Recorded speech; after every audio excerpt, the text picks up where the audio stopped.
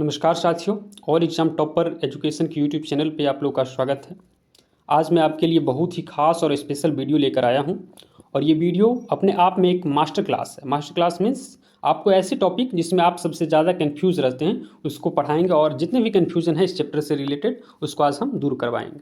तो आइए, Bihar board class 10th non Hindi का चैप्टर नंबर 9 अशोक का शस्त्र त्याग आज हम लोग पढ़ेंगे। और इस चैप्टर से जितने भी रिलेटेड क्वेश्चन है उसको भी आप लोग को समझाएंगे, बताएंगे, और जितने भी कन्फ्यूजन है वो इस चैप्टर का आप लोगों का दूर हो जाएगा। आइए शुरुआत करते हैं इस चैप्टर का। चैप्टर नंबर 9 अशोक का शस्त्र त्याग। बंशीधर श्रीवास्तव रचित एकांकी। अशोक का शस्त्र त्याग किसने लिखा है? तो बंशीधर श्रीवास्तव। और यह क्या है? तो एक एकांकी है। अशोक का शस्त्र त्याग अहिंसा के पक्ष में अपने कथानक का मार्मिक विकास करता है, शांति का पक्ष में सक्रिय होने की शिक्षा देती है। इस लिहाज से पाठ को उपायदेता उल्लेखनीय अभिनय नाटकीय दृश्यों का संयोजन प्रावहमता की दृष्टि से पाठ विशिष्ट है। अशोक का शस्त्र त्याग क्या है? तो एक एकांकी है जिसको किसने लिखा है? तो बंशीधर श्रीवास्तव जी ने इसको लिखा है। आइए, अब आपके सामने क्या आता है? पहला दृश्य। एकांकी मतलब समझिए कि नाटक का आप लोग देखे होंगे, उसमें एक दृश्य होता है। तो पहला दृश्य इसका क्या है? पहला दृश्य है कि एक मैदान में मगध के सैनिक के शिविर लगे हैं। बीच में मगध की पताका फहरा रही है। पताका के पास ही सम्राट अशोक का शिविर है। संध्या बीत चुकी है। आकाश में तारे चमकने लगे हैं। शिविरों में दीपक जल गए हैं। अपने शिविर में अशोक अकेले टहल रहे हैं। उनके मुख पर चिंता की छाया है। वो कुछ सोचते हुए आसन पर बैठ जाते हैं। पहला दृश्य क्या है कि एक मैदान है, मगध के सैनिक उसमें शिविर लगा हुआ है और मगध का पताका जो है उसमें फहरा रहा है। पताका के पास ही कौन? अशोक का शिविर भी है। संध्या बीत चुकी है, रात का समय होने वाला है। आकाश में तारे चमकने लगे हैं और अशोक जो है उसमें टहल रहे हैं और उनके मुख पर एक चिंता की क्या है? छाया है। वो कुछ सोचते हुए आसन पर बैठ जाते हैं। अशोक स्वयं में क्या बोलते हैं? देखिए, अशोक अपने आप में बोलते हैं कि आज 4 साल से यह युद्ध चल रहा है। कितने साल से? तो 4 साल। सब्जेक्ट में पूछ दिया जाएगा कितने साल से, तो 4 साल से। और कलिंग आज भी जीता नहीं जा सका। दोनों ओर से लाखों आदमी मारे गए, लाखों घायल हुए हैं, पर हम आज भी असफल हैं। क्या होगा इसका परिणाम? तभी कौन आ जाता है? तो तभी द्वारपाल आता है। कौन आता है? द्वारपाल। द्वारपाल आता है और सिर झुकाकर कि राजन संवाददाता आना चाहता है। संवाददाता मतलब जो खबर लाता है। अशोक क्या कहते हैं? आने दीजिए, आने दो। संवाददाता प्रवेश करता है और कहता है कि महाराज अशोक की जय हो।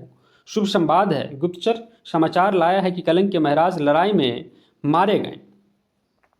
अशोक प्रसन्नतापूर्वक एकदम खुशी से अशोक कहते हैं कि मारे गए हैं तो मगध की विजय हुई है, कलिंग जीत लिया गया है। संवाददाता चुप रहता है। अशोक संवाददाता से कहते हैं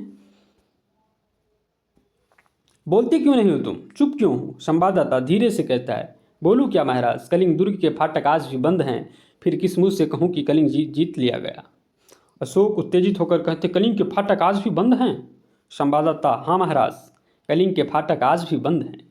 अशोक उत्तेजित होकर खड़े होते हुए बंद है तो खुल जाएंगे, बंद है तो खुल जाएंगे। जाकर सेनापति से कह दो कि कल सेना का संचालन मैं स्वयं करूँगा। कल या तो कलिंग के दुर्ग के फाटक खुल जाएंगे या मगध की सेना ही वापस चली जाएगी। जाओ। हाथ से जाने का संकेत करते हुए किससे कहते हैं? अशोक संवाददाता से। ये पहला दृश्य था। ये दृश्य समाप्त हो जाता है जिसमें अशोक, द्वारपाल और संवाददाता संवाद लेके आता है और कहता है क्या जो विजय हुई आपकी, सो कलिंग के मारे गए। अब दूसरा दृश्य क्या है? तो देखिए, दूसरा दृश्य है कि दूसरे दिन प्रातः का समय शस्त्र सज्जित अशोक घोड़े पर बैठे हैं। उनके पास उनका सेनापति है। सामने कलिंग दुर्ग जिसके फाटक बंद हैं। दूसरा दृश्य क्या है कि सुबह का समय है। अशोक घोड़े पर बैठे हैं सज धज कर। उनके पास उनका सेनापति है। सामने कलिंग दुर्ग है जिसके फाटक क्या हैं? तो बंद हैं। अशोक मेरे वीर सैनिकों, आज 4 साल से युद्ध हो रहा है, फिर भी हम इस कलिंग को जीत नहीं पाए। उसके किसी दुर्ग पर मगध की पताका नहीं फहरा रही है। कलिंग के महाराज मारे गए हैं। उनके सेनापति पहले ही कैद हो चुके हैं, फिर भी कलिंग आत्मसमर्पण नहीं कर रहा है। आओ आज हम अपनी मातृभूमि की शपथ लेकर प्रण करे कि या तो हम कलिंग के दुर्ग पर अधिकार कर लेंगे या सदा के लिए मृत्यु की गोद में सो जाएंगे। ये कौन कहते हैं? अशोक। तो सब सैनिक तलवार खींचकर क्या कहते हैं कि मगध की जय हो, सम्राट अशोक की जय हो। सहसा दुर्ग का फाटक खुल जाता है। सब आश्चर्य से इधर उधर देखने लगते हैं। उनकी तलवारें खिंची और खिंची रह जाती है। शस्त्र सज्जित स्त्रियां का विशाल सेना फाटक के बाहर निकलने लगती है। और जब ये फाटक खुलता है तो कौन? शस्त्र सज्जित स्त्रियां की विशाल सेना निकलने लगती है। सेना के आगे पुरुष भेष में एक वीरांगना जो सैनिक भेष में साक्षात चंडी सी दिखाई देती है। यह कलिंग महाराज की कन्या कौन है? पद्मा। कलिंग महाराज की कन्या कौन थी? तो पद्मा। ये ऑब्जेक्टिव में आप लोगों को पूछ दिया जाएगा। स्त्री की सेना अशोक की सेना से कुछ दूरी पर रुक जाती है। अशोक के सिपाही मंत्रमुग्ध देखते रह जाते हैं। अशोक भी चकित रह जाते हैं। कलिंग का जब ये फाटक खुलता है तो सुसज्जित उसकी सेना क्या है? तो महिला की सेना है। और क्या है? एक दिखाई देती है कौन? तो कलिंग महाराज की कन्या पद्मा भी है उसमें। पद्मा क्या कहती है? पद्मा आगे बढ़कर अपनी सेना से, बहनों तुम वीर कन्या, वीर भागनी और वीर पत्नी हो, मुझे तुमसे कुछ नहीं कहना। जिस सेना ने तुम्हारे पिता, भाई, पुत्र और पति की हत्या की है वह तुम्हारे सामने खड़ा है। आज उसी से तुम्हें लोहा लेना है। तुम प्रण करो कि जननी जन्मभूमि को पराधीन होते देखने से पहले तुम सदा के लिए अपनी आंखें बंद कर लेगी। अशोक स्वतः कहते हैं। फिर अशोक क्या कहते हैं? अशोक कहते हैं यह कौन है? क्या साक्षात दुर्गा कलिंग की रक्षा करने के लिए युद्ध भूमि में उतर आई है? शेष सैनिक भी सभी स्त्रियां हैं। क्या स्त्रियों से भी युद्ध करना होगा? क्या अशोक स्त्रियों का भी वध करना होगा? ना, मैं स्त्री वध नहीं करूंगा, मुझे विजय नहीं चाहिए। अशोक कहते हैं, जब पद्मा को देखते हैं और उसकी सेना को देखते हैं तो अशोक कहते हैं कि मैं स्त्री से वध नहीं करूंगा, मुझे विजय नहीं चाहिए। मैं यह पाप नहीं करूंगा, मैं शस्त्र नहीं चलाऊंगा। कौन कहते हैं? अशोक कहते हैं कि मैं शस्त्र नहीं चलाऊंगा।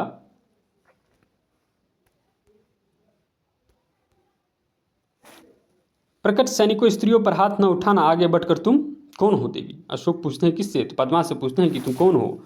पद्मा कहते हैं मैं कलिंग महाराज की कन्या हूँ। पद्मा क्या कहती है कि मैं कलिंग महाराज की कन्या हूँ, मैं हत्यारे अशोक की सेना से लड़ने आई हूँ। जब तक मैं हूँ मेरी वीरांगनाएं कलिंग के भीतर कोई पैर नहीं रख सकता। कहाँ है अशोक? कहाँ है मेरे पिता का हत्यारा? मैं उसके द्वंद्व युद्ध करना चाहता हूँ। कौन कहती है? पद्मा कहती है कि मेरे पिता का हत्यारा कौन है, कहाँ है अशोक? मैं उससे युद्ध करना चाहता हूँ। अशोक, तब अशोक कहते हैं अशोक तो मैं ही हूँ राजकुमारी, दोषी मैं ही हूँ, परंतु तुम स्त्री हो, तुम्हारी सेना भी स्त्रियां हैं, मैं स्त्रियों पर शस्त्र नहीं चलाऊंगा। पद्मा कहती है क्यों महाराज?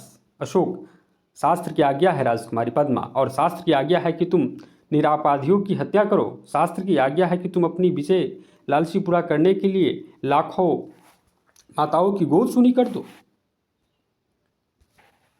लाखों स्त्रियों की मांग का सिंदूर पोंछ दो, फूंक दो उस शास्त्र को जो तुम्हें यह सिखाता है। मैं तुमसे शास्त्र सीखने नहीं आई हूँ, शस्त्रों से युद्ध करने आई हूँ। तुम हत्यारे हो, मैं अपनी बलि चढ़ाकर तुम्हारे खून की प्यास बुझाने आई हूँ। अपनी सिपाहियों से कहो कि तलवार उठाएं, कलिंग की स्त्रियां तुमसे कुछ नहीं चाहती, केवल युद्ध चाहती है। अशोक सिर झुका लेते हैं। पद्मा जब कहती है, क्या कहती है? और शास्त्र की आज्ञा है कि तुम निरपराधियों की हत्या करो। शास्त्र तुम्हें यह आज्ञा देता है कि विजय लालसा पूरी करने के लिए लाखों माताओं की गोद सुनी कर दो। ये कौन कहती है? पद्मा कहती है। ये सब बातें सुनकर अशोक सर झुका लेते हैं। फिर पद्मा क्या कहती है? क्यों सिर झुका लिए महाराज? मैं युद्ध चाहती हूँ, केवल युद्ध। आज आपके लिए भीषण युद्ध ही पूर्णाहुति होगी। अशोक, बहुत हो चुका राजकुमारी, मैं अब युद्ध नहीं करूँगा, कभी युद्ध नहीं करूँगा। तलवार नीचे फेंक देते हैं। फिर पद्मा कहती हैं यह क्या है महाराज? अशोक अपने सैनिकों से, तुम भी अपनी अपनी तलवार नीचे फेंक दो। आज से अशोक तुम्हें कभी किसी पर आक्रमण करने की आज्ञा नहीं देगा। फेंक दो अपनी तलवार। सैनिक अपनी अपनी तलवार फेंक देते हैं। पद्मा आगे बढ़कर, मैं भुलावे में नहीं आ सकती महाराज, मैं तुमसे युद्ध करूंगी, मुझे अपने पिता का बदला लेना है। कौन कहती है? तो पद्मा कहती है यह बात। अशोक सिर झुकाकर, तो लीजिए बदला राजकुमारी, मैं अपराधी हूँ जिस अशोक ने लाखों का सिर काटा है और जिस अशोक का सिर आज तक किसी के आगे नहीं झुका, वह आपके आगे अग्नित है। काट लीजिए इस सिर को, मैं हथियार नहीं उठाऊंगा, मेरी प्रतिज्ञा अटल है। अशोक सिर झुकाकर खड़े हो जाते हैं। फिर पद्मा कहती है तो जाइए महाराज, स्त्रियां भी निहत्थों पर वार नहीं करेंगी। आप अपनी प्रतिज्ञा की रक्षा के लिए जीवित रहिए। पद्मा अपनी स्त्रियों की सेना के साथ दुर्ग में चली जाती है। ये दूसरा दृश्य था जब पद्मा और अशोक का वार्तालाप होता है और अशोक सिर झुका लेते हैं और वध करने से साफ साफ इनकार कर देते हैं। तीसरा दृश्य है कि अशोक और उसके सभी सरदार पीले वस्त्र धारण किए हुए हैं। उनके सामने एक बौद्ध भिक्षु बैठे हुए हैं। ये तीसरा दृश्य क्या है? बौद्ध भिक्षु अशोक से, कहो मैं प्रतिज्ञा करता हूँ। अशोक, मैं प्रतिज्ञा करता हूँ कि बौद्ध भिक्षु, जब तक मेरे शरीर में प्राण रहेंगे। अशोक, जब तक मेरे शरीर में प्राण रहेंगे। बौद्ध भिक्षु, अहिंसा ही मेरा धर्म होगा। फिर अशोक भी कहते हैं कि अहिंसा ही मेरा धर्म होगा। बौद्ध भिक्षु, मैं सबसे प्रेम करूंगा और मेरी करुणा का सद्भाव व्रत आप सबको मिलेगा। फिर अशोक कहते हैं कि मैं सबसे प्रेम करूंगा और मेरी करुणा का सदा व्रत आप सबको मिलेगा। बौद्ध भिक्षु, प्रतिज्ञा करो, जब तक जीवित रहूंगा अपनी प्रजा की भलाई करूंगा, सब प्राणियों को सुख और शांति पहुंचाने का प्रयत्न करूंगा, सब धर्मों का समान दृष्टि से देखूंगा। अशोक, मैं प्रतिज्ञा करता हूं कि मैं शक्ति भर आपकी आज्ञा का पालन करूंगा। बौद्ध भिक्षु, बोलो, बुद्धम शरणम गच्छामि, धर्मम शरणम गच्छामि, संघम शरणम गच्छामि। फिर सभी अशोक और सभी कहते हैं कि बुद्धम शरणम गच्छामि, धर्मम शरणम गच्छामि, संघम शरणम गच्छामि। और पर्दा गिर पड़ता है और बंशीधर श्रीवास्तव जी की यह एकांकी है, इसको भी याद रखिएगा। एक नंबर में पूछ दिया जाएगा। अशोक का शस्त्र त्याग, जब पद्मा से लड़ाई होता है तो अशोक अपनी शस्त्र को त्याग देता है, लड़ना नहीं चाहता है स्त्रियों से। और इस एकांकी के लेखक कौन है? तो इस एकांकी के लेखक हैं वंशीधर श्रीवास्तव। शस्त्र का मतलब शब्दार्थ है कि शस्त्र का मतलब हाथ से थाम कर चलाने जाने वाला हथियार, जैसे तलवार। शस्त्र मतलब जिसे हाथ से चलाया जाए। त्याग का मतलब छोड़ना। संवाददाता मतलब संवाद पहुंचाने वाला। गुप्तचर, छिपकर टोह लेने वाला। जासूस, गुप्तचर का मतलब जासूस। संचालन मतलब नेतृत्व, सुचारू रूप से चलाना। आत्मसमर्पण मतलब अपने आप को उपस्थित करना, स्वयं पकड़ में आना। पराधीन मतलब दूसरों के अधीन। वीरांगना मतलब वीर महिला, युद्ध में लड़ने वाली महिला। साक्षात मतलब सामने। प्रतिज्ञा मतलब प्रण या निश्चय।